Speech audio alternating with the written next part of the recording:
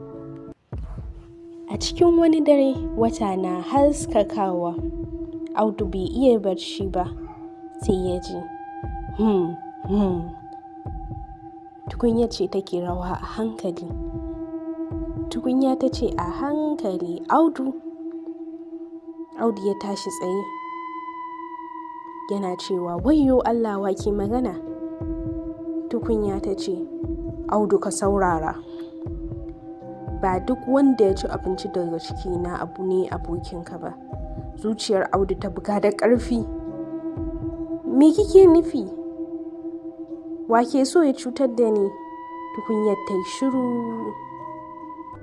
Bayan ɗan lokaci tukunya ta sake magana, amma kamar mai tsoro. Abincina yana haɗa mutane, amma zuciya ba ta haɗuwa da kowa.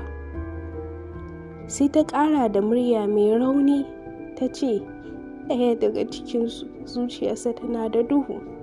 Nan take tukunya ta yi shiru, iska ta busa, karnuka suka yi kuka daga nesa. Audu ya zauna yana tunani. Da safe